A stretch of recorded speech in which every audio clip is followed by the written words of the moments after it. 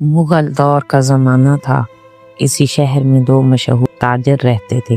एक का नाम सलीम था, दूसरे का नाम फारूक।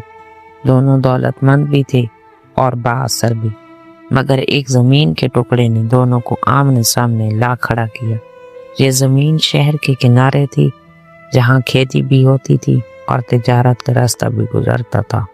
इसीलिए दोनों इसे अपनी समझते थे। मामला दरबार तक पहुंचा। काजी ने दोनों की बात सुनी, मगर इसने ज्यादा सवाल नहीं किए। वो खामोशी से सलीम और फारूक के चेहरों को देखता रहा, जैसे लफ्जों से ज्यादा नियत पड़ रहा हो। फिर काजी ने एक सादा सा हुक्म दिया कि अगली सुबह दोनों इस जमीन पर जाएंगे और जो सबसे पहले वहां बीज बोएगा, जमीन उसी की मानी जाएगी। दोनों ने सर हिलाकर हुक्म मान लिया, मगर रात होते ही फारूक का दिल बेचैन हो गया।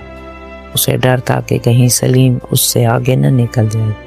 लालच ने उसके सब्र को तोड़ दिया। आधी रात के वक्त फारूक चुपके से घर से निकला। वो खामोश जमीन तक पहुंचा। वहां एक खुफिया निशान लगा ताकि सुबह उसे बरतरी मिल सके। वो वापस लौटा, दिल में ये यकीन लिए कि फैसला अब उसके हक में होगा। सुबह फजर के बाद काजी और दरबार के लोग जमीन पर पहुंचे। काजी की नज़र फौरन उस निशान पर पड़ी जो रात की गवाही दे रहा था। काजी ने किसी का नाम नहीं लिया, मगर उसकी बात सबके दिल में उतर गई। उसने कहा, जो शख्स रात के अंधेरे में ज़मीन पर आता है वो हकदार नहीं हो सकता, क्योंकि सच्चा मालिक दिल की रोशनी में चलता है और धोखा हमेशा अंधेरे में किया जाता है। यूं बगैर शोर के, बगैर बहस के सच सामने आ गया और फारूक का किया हुआ निशान उसके दिल की हालत बयान कर गया। सलीम को जमीन मिल गई और फारूक को अपनी नीयत का बोझ।